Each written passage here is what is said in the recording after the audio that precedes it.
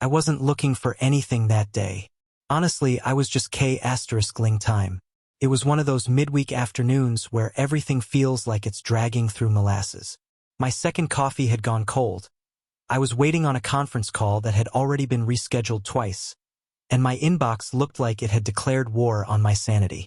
5 minutes of downtime, and like most people with a smartphone and too much stress, I turned to Instagram for a bit of mindless scrolling. Funny memes, food pics, vacation *ts from people I barely remembered meeting. The usual. Then Haley's profile popped up. Her story was first in line, bright ring around her profile pic, which meant it was fresh. She was in Austin for a work trip, something to do with a finance and development summit. I'd half listened when she explained it 2 nights earlier while packing, something about bridge loans and commercial portfolios. It was the 3rd time in 2 months she'd flown out for networking events. I tapped on her story and expected maybe a *T of her hotel room or a poorly lit group dinner, maybe a *T of some dull panel on interest rates. But that's not what I saw. The image came up, and for a second I actually thought I tapped the wrong story. Haley sat at a candlelit table, white linen, half-empty glasses of red wine, polished silverware catching the glow of amber lights. It looked like a romantic bistro, not a hotel banquet room.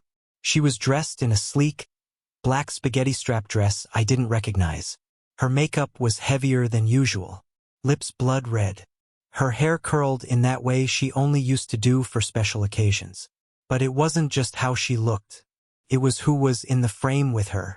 To her left, a man in a pale dress shirt, rolled up sleeves, forearms propped casually on the table. He had that confident lean-in posture, like he didn't need to say much to command attention. Their bodies angled toward each other. Their wine glasses were raised, mid-toast. His hand was just barely touching the stem of hers. They weren't holding hands, but damn it, they might as well have been. Then I saw the caption. Appreciating good company tonight, wine glass red heart. My thumb hovered over the screen. I stared at the heart. Red, bold, intentional. Not a laughing emoji. Not a clinking glass. Not a star or a palm tree or something neutral. A heart. The kind of thing you put when you want to make something look casual on the surface, but you're testing the waters to see who notices. And I noticed. For a while, I didn't even realize I'd stopped breathing. That image, it lodged itself in my brain like a splinter under skin. My first instinct was to write it off. Maybe it was a group dinner and the guy just happened to be sitting close. Maybe it was one of those cozy European-style restaurants where everyone looked romantic by accident. Maybe, God, maybe I was just tired and being jealous for no reason. I closed the app, opened it again. Still there. Still that same man I didn't recognize. Still that dress. Still that look on her face. Relaxed, soft-eyed, leaning into something. The way she used to look with me when we had those late dinners on our anniversary trips, before work and real life dulled everything. For the rest of the afternoon, I couldn't focus. I fumbled through a project brief, missed a calendar alert, and pretended to take notes in a meeting while my mind replayed that photo. I zoomed in on the guy's wrist Rolex, maybe. Slight tan line where he must have worn it daily. Clean-shaven jaw. My brain created an entire backstory for him, and I hated that I was doing it. I hated that this image, this 1-second *T, had the power to spiral me. But it did. By the time I got home that night, I had rehearsed 1,000 different ways to ask her about it. Directly, indirectly, playfully, coldly. I even debated pretending I hadn't seen it, just to see if she'd mention it on her own. She didn't. She walked through the door 2 hours later than she said she would. Kicked off her heels, poured herself a glass of water, and started talking about the conference like nothing was unusual. Said the keynote was dull. Said they had a breakout session on multifamily lending. Said she was tired and didn't want to rehash the whole thing. I waited until she sat down on the couch, phone in her lap, thumb scrolling mindlessly. So, I said, keeping my voice casual, that restaurant looked nice. From your story. Her eyes flicked up for a second, then back to her screen. Yeah, it was a little place down on South Congress. Team dinner thing. Looked cozy, I added. I kept my tone even, trying not to sound like I was baiting her. She smiled, just for a second, and said, "Yeah, it was. Lucas picked it. He's new. From the real estate side. Tall guy. Kind of awkward? We were talking about Texas zoning laws. Wild stuff. Lucas." That name rang a bell. She'd mentioned him once, maybe twice. Always as part of a group. "You two looked close," I said, watching her reaction. "He's the guy in the white shirt, right?" Her body shifted slightly. Not a full flinch, but a subtle tuck of her shoulder, like she'd adjusted her posture without realizing it. "Oh yeah, we were on the same side of the table. It was a long one. The table, I mean." I nodded, pretending I was satisfied with that answer. But I wasn't. She never mentioned who else was there. No other names. No team jokes. Just Lucas. She left her wine glass on the coffee table, still half full, and said she was going to take a shower. I watched her walk upstairs, phone in hand. Always in hand lately. She never used to carry it into the bathroom. Now she did. I stayed on the couch and reopened Instagram. The story was gone. 24 hours had passed. Auto-deleted. No chance to look again. No way to screen capture what I now wished I'd saved. It was like it had never existed. But I'd seen it. And something about the way she'd answered, the casual deflection, the too smooth delivery, didn't sit right. It wasn't what she said. It was what she didn't say. I'm not proud of the way I started watching more closely after that. I told myself I wasn't spying, just paying attention. And maybe that's true, or maybe that's just how people start to justify the beginning of their unraveling. Either way, the crack had formed. And once you see it, you can't unsee it. Once you start to doubt, everything becomes a clue. For a while, I told myself it was just that one Instagram story messing with my head. But then I noticed things I'd overlooked, dismissed, or chalked up to stress or routine. Only now they weren't random. They formed a pattern. A sequence. Started small. Haley began taking longer showers. I mean longer. She'd disappear into the bathroom for 45 minutes, sometimes over an hour. I used to think she just liked the heat. It relaxed her after a flight or a long day, but I started to time them without meaning to. She'd emerge with perfectly curled hair, freshly done makeup, even if we had nowhere to go. Once, I asked if we had plans I forgot about. She said, "No. Just felt like looking good for myself." I wanted to believe that. I really did. But then I remembered how she used to joke that getting dolled up wasn't worth the effort unless we were heading out. That had always been her thing. No makeup on Sundays, messy bun in the kitchen, coffee in one hand, Sudoku in the other. The woman I knew didn't put on perfume to walk the dog. One morning, I caught her standing in the mirror adjusting a top I'd never seen before. It had this plunging neckline, way more revealing than her usual style. I raised an eyebrow, joking, "Did you lose a bet or something?" She laughed a little too hard. "No, just trying new things. Life's short." "Sure. But new things, new habits, those come with a reason. People don't just wake up and reinvent themselves overnight." Then there was the phone. That damn phone. It never left her hand. Even in the shower, she kept it on the bathroom counter, screen down. She used to let it lie around the house. I could answer it for her if she was in another room, no problem. But not anymore. Now, it had a lock screen I didn't know the code to. She claimed she had to use it for work compliance. Which, okay, maybe. But why hide the notifications? Why clear her call history? I noticed she'd tilt the phone away whenever I passed behind her. Sometimes I'd hear the quick click of the screen going dark just as I walked in. At first, I thought I was imagining it. But after the third or fourth time, I couldn't deny it anymore. Late at night, I'd roll over and see the pale blue glow on her face. She'd be curled toward the far side of the bed, thumb moving steadily, screen dimmed. When I stirred, she'd freeze, then quickly lock it, shove it under her pillow, and pretend to sleep. Once, around 1:30 a.m., I whispered, "Everything okay?" She jumped. Actually jumped. Yeah. Couldn't sleep. Just reading an article. About what?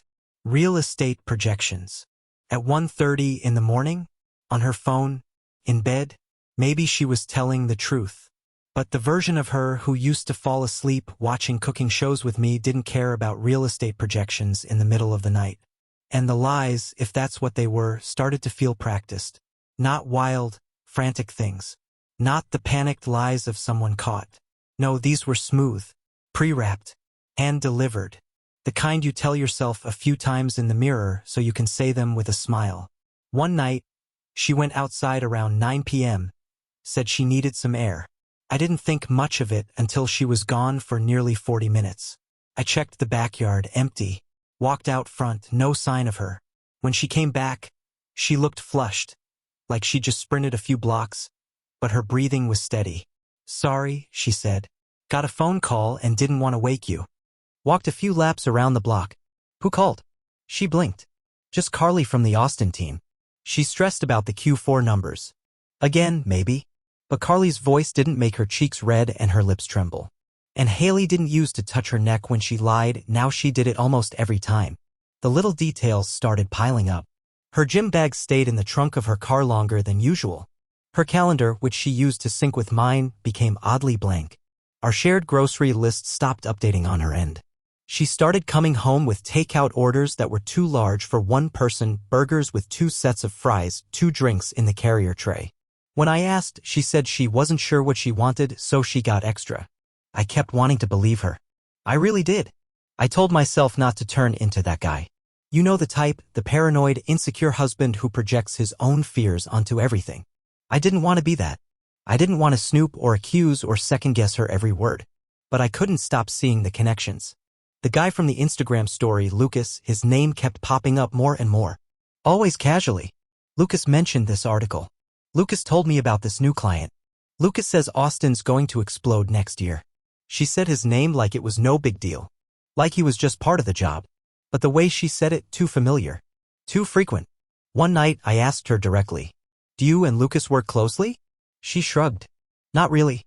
We just overlap sometimes." "Why?" "Just wondering. You mention him a lot." She laughed, that short, dismissive kind of laugh. "Well, I mean, we travel together a lot. He's harmless. Kind of a goofball." Harmless. That word stuck in my chest. Goofball or not, she lit up when she talked about him. Not visibly, maybe, but there was this tiny shift in her expression. This little crease near her eye that only showed up when she was talking about something or someone that genuinely made her happy. And it wasn't me. Not lately, anyway. I found myself staying up late trying to remember when the shift really began. Was it that weekend she came back from Dallas and didn't unpack for 2 days?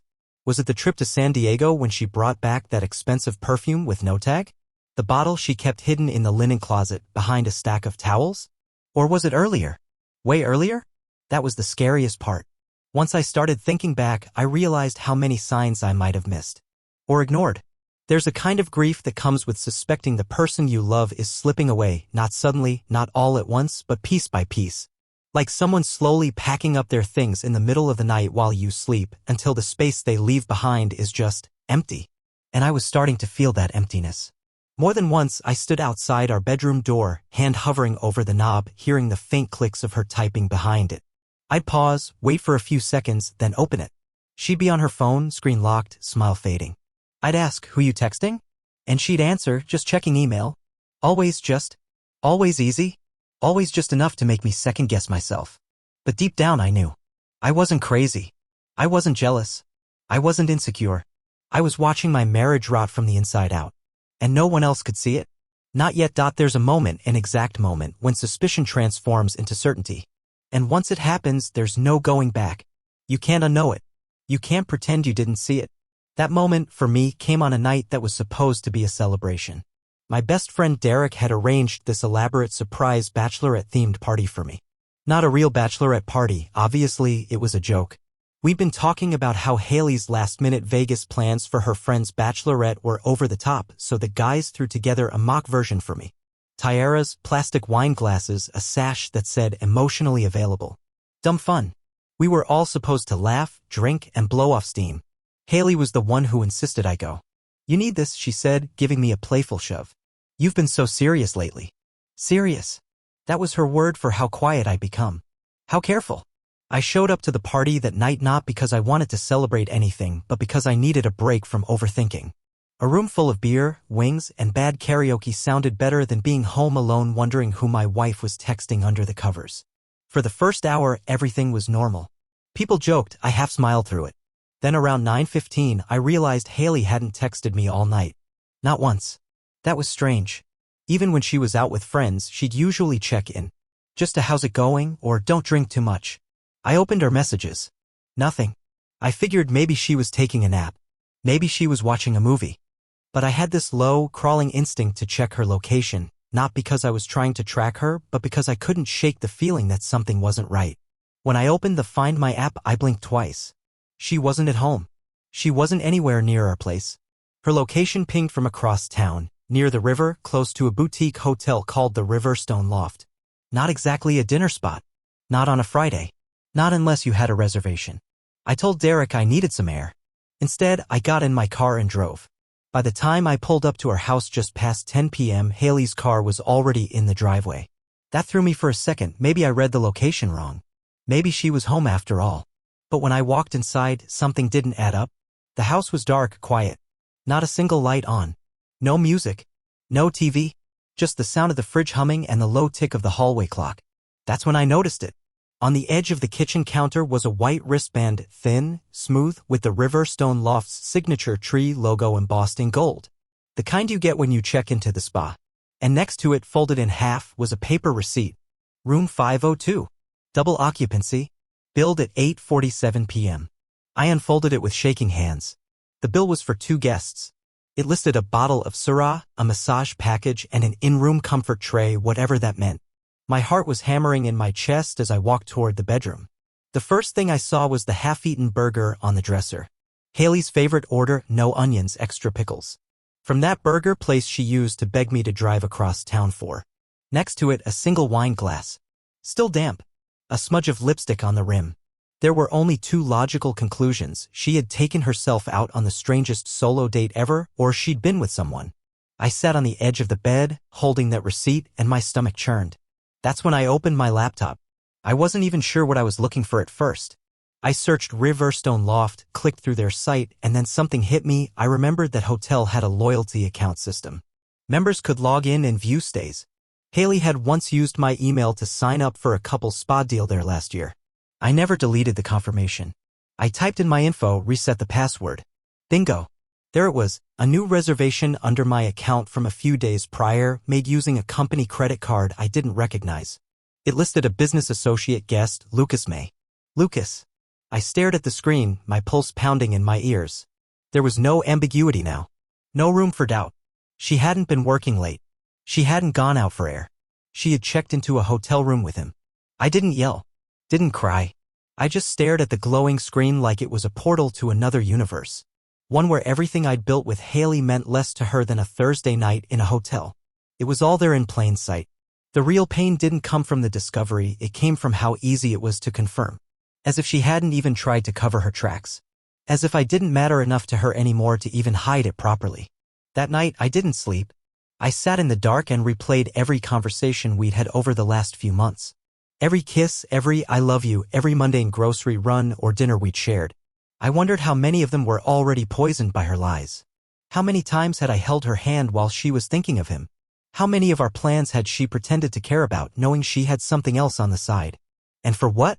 Lucas wasn't special. I searched him on LinkedIn. Basic finance guy. Generic smile. His bio read like a corporate template-driven professional with a passion for strategic expansion. He looked like someone who asked to split the check on a first date. But maybe that's what she wanted. Someone different. Someone who didn't know the years it took me to build a business from scratch or how many nights I stayed up helping her brother pass his real estate exam. I wondered if Lucas knew he was the side project. If he knew he was part of something built on betrayal. By morning, I had the full picture. Hotel bookings confirmed under her name with charges routed through her company's travel budget. Shared Uber trips from client dinners that pinged near his apartment complex. A Google Calendar invite buried deep in her work email titled Catch Up, L+H.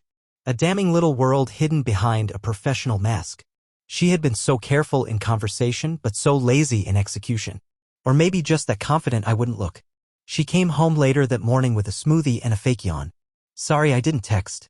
Fell asleep early, she said, smiling like nothing was wrong. I nodded.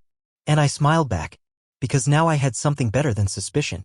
I had proof. When people imagine betrayal, they expect rage. Throwing things, yelling, demanding answers, storming out. I didn't feel that. What I felt was colder. Heavier.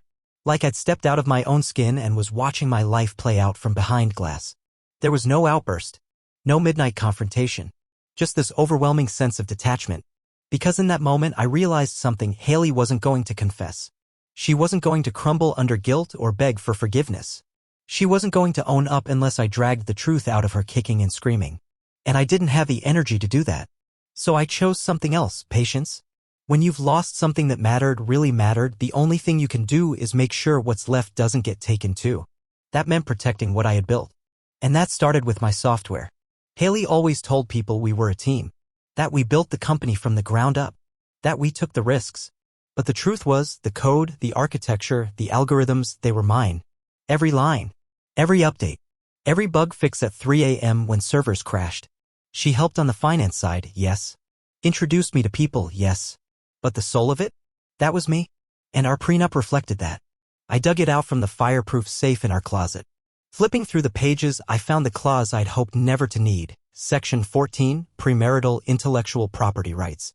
It stated in clear black print that all IP created prior to the marriage, including any derivative work, remained mine exclusively regardless of financial contribution. Haley had agreed to it before we got married. Back when love felt unconditional and optimism overruled practicality. I reread the clause 3 times, then closed the folder slowly. She hadn't just broken our marriage. She'd put my work, my life's work, at risk. It didn't take long before my logical brain kicked in. The same instincts that had helped me scale a company from nothing now kicked into high alert. I backed up everything. Cloned all repositories to a private server. Changed passwords. Air-gapped the most sensitive components, algorithms, neural net protocols, proprietary encryption tools. I moved company assets from shared storage to solo secure drives. Set up alerts for unauthorized access attempts. Removed her admin privileges quietly. It took 2 hours.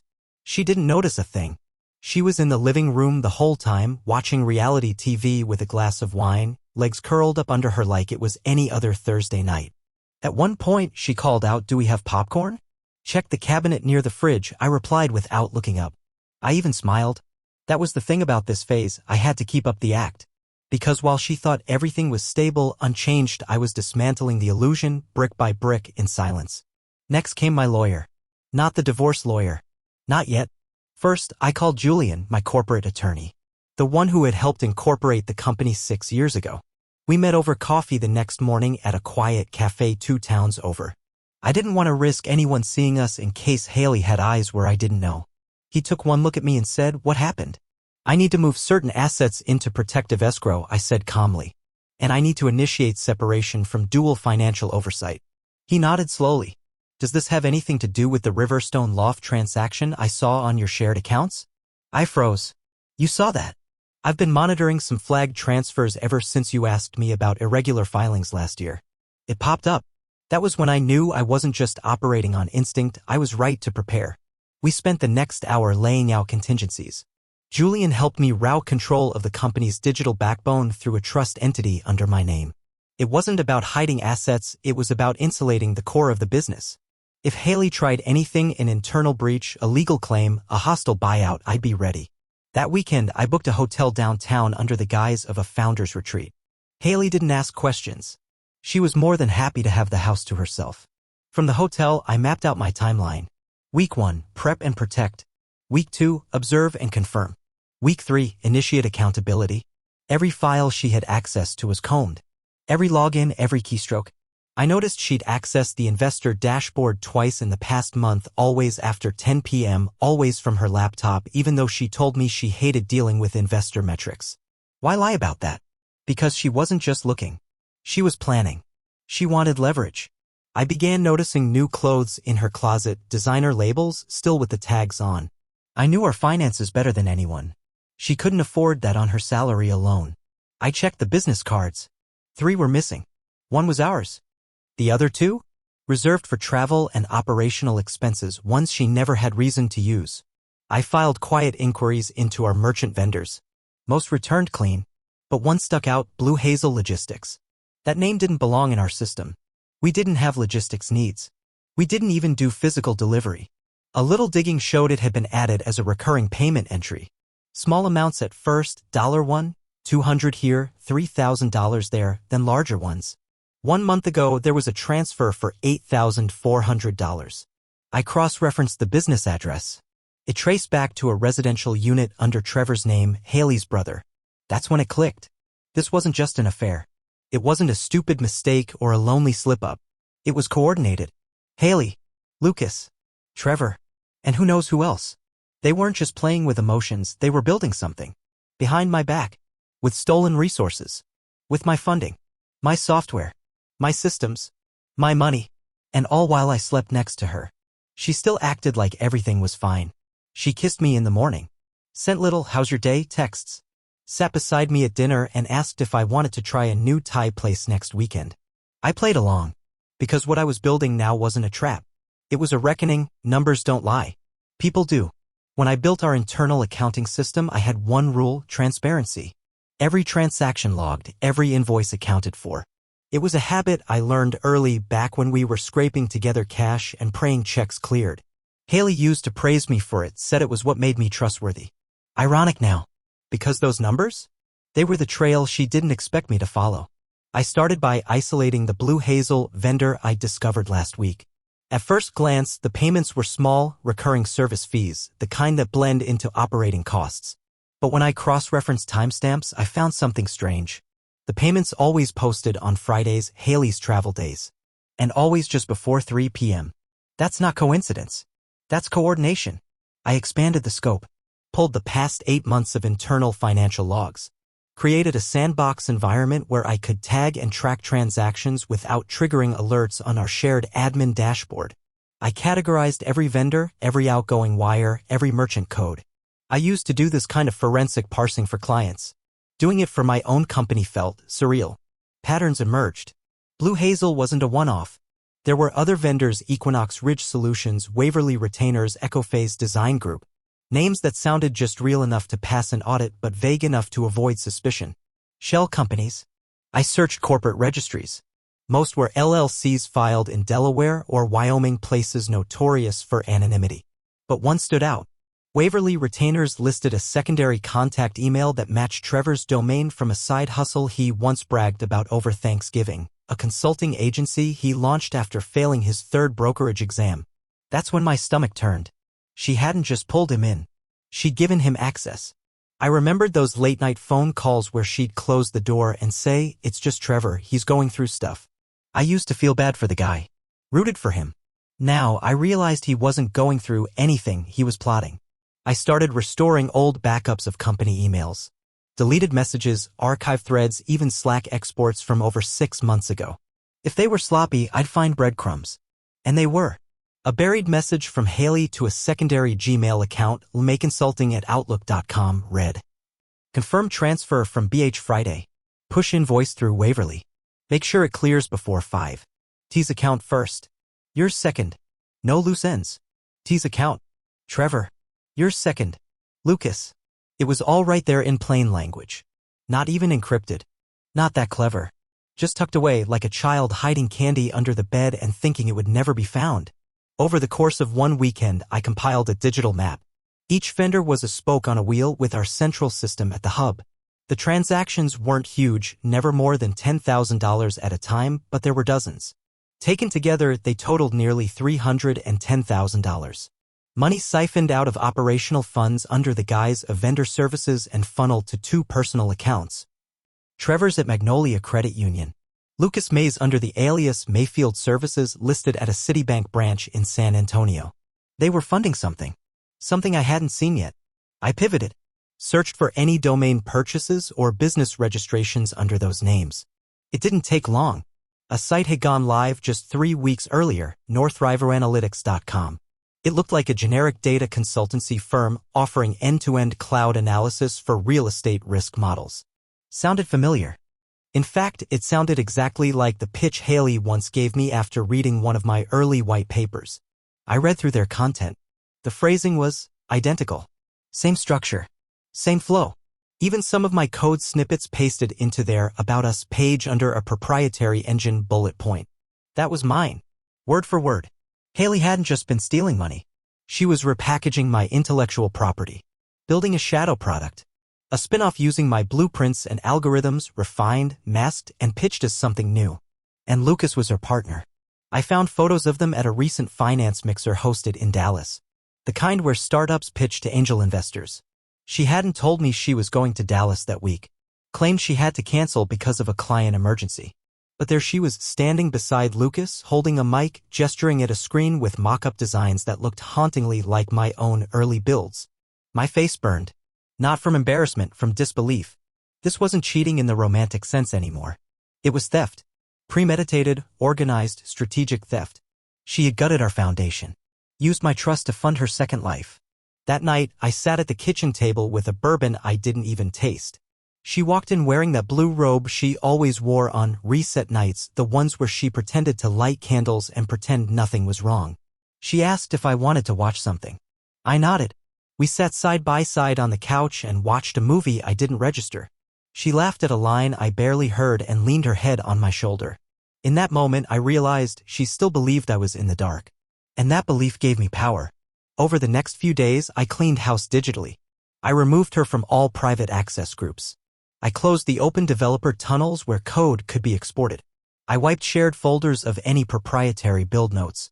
I revoked her proxy voting access from the board. Quietly, I began notifying a few key partners that I was preparing for an internal audit. I framed it as IP consolidation and operational review in light of upcoming Q4 initiatives. No one questioned it. They trusted me. They always had. At night, she still kissed me goodnight. Still asked about my day.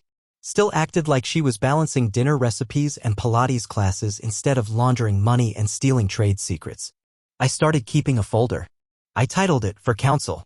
Inside, every file, every invoice, every deleted email recovered, every Slack message, every vendor name tied to Trevor, every dollar tracked from our books to Mayfield Services. I even recorded a call where Trevor slipped and mentioned the model they'd refactored from the old build. I recorded everything. Not because I wanted revenge, but because I knew I was done letting her write this narrative. She had taken something irreplaceable, something sacred. Not just the marriage, but the thing I had given up birthdays, vacations, and sleep for. My company. My identity.